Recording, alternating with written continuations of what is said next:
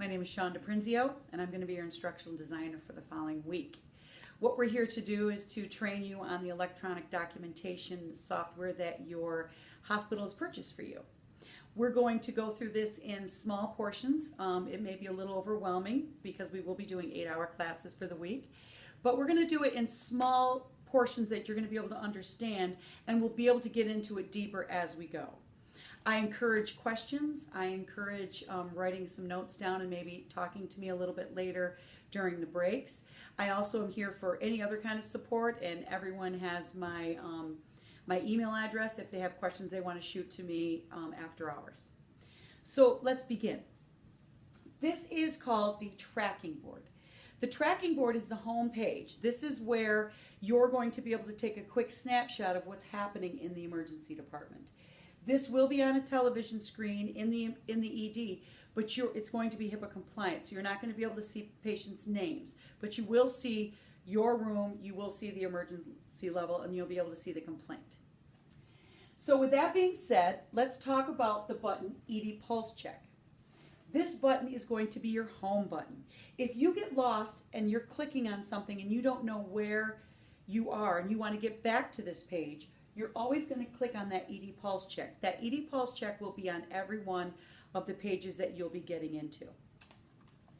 We're going to start with the columns from left to right.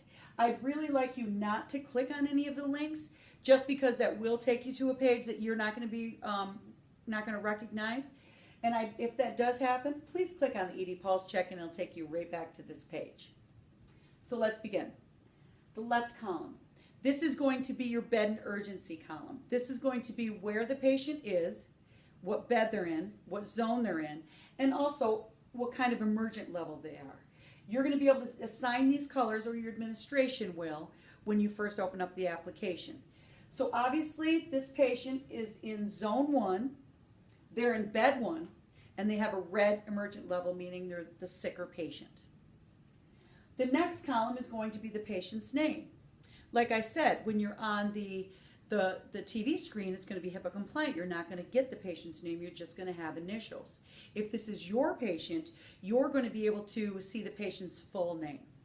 When you log into your specific login, you'll be able to see everything. The next column is going to be the patient's age.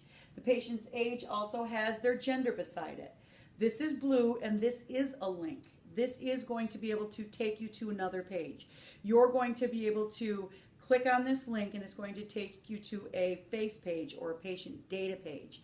The patient data page is going to tell you the demographics of the patients, the insurance information, and telephone numbers, next of kin. I encourage you to look at that after we get through this page. The next one is the complaint. Why is the patient here? The complaint can be abdominal pain, it can be a migraine, it can be chest pain. You're going to be able to choose from drop-downs in complaints, or you're going to be able to type it in. You're normally going to get this complaint from the triage nurse. And sometimes the triage nurse has different ideas of what the complaint is.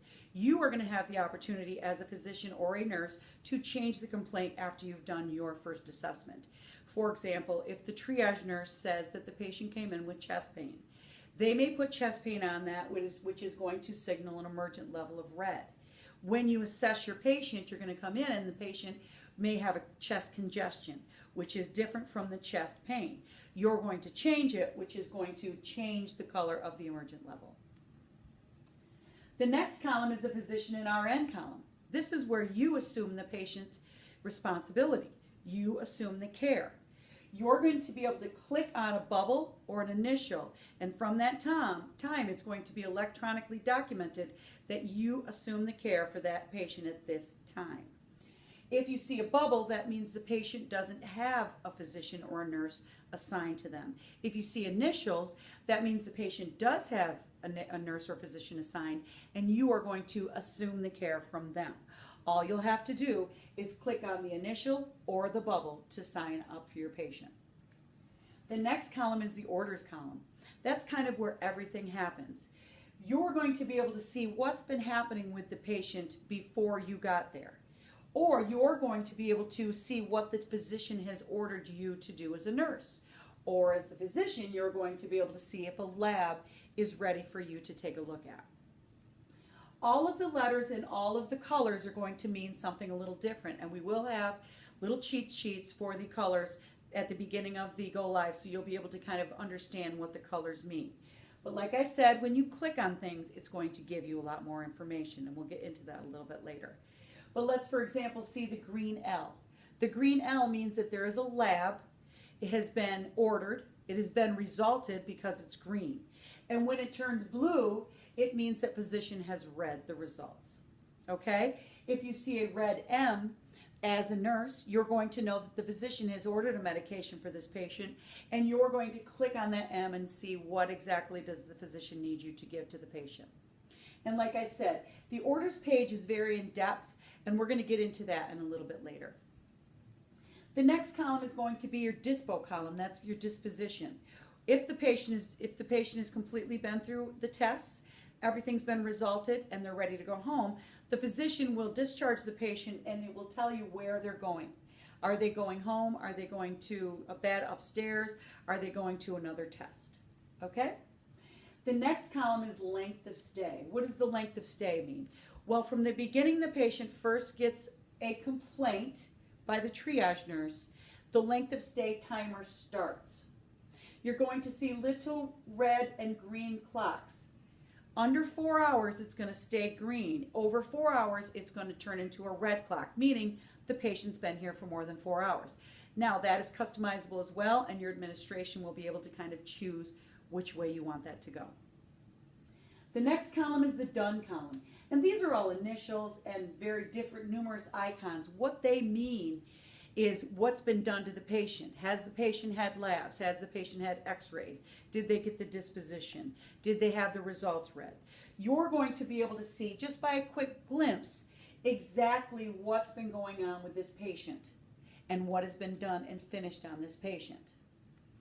The other columns are going to be just timer columns, and you're going to be able to time how long as a nurse you've been with the patient. You're going to be able to time how long you, as a physician, you're going to be with the patient. You're going to be able to see exactly how long it takes you before you order the medication and before the medication is given. This whole entire tracking board is user date and time stamped. Everything that is done, everything that's clicked on, is going to be accounted for. This is the world of electronic documentation. Thank you very much, and I'm going to give everyone a 10-minute break, and we'll come back and we will start getting in depth and clicking into the tracking board.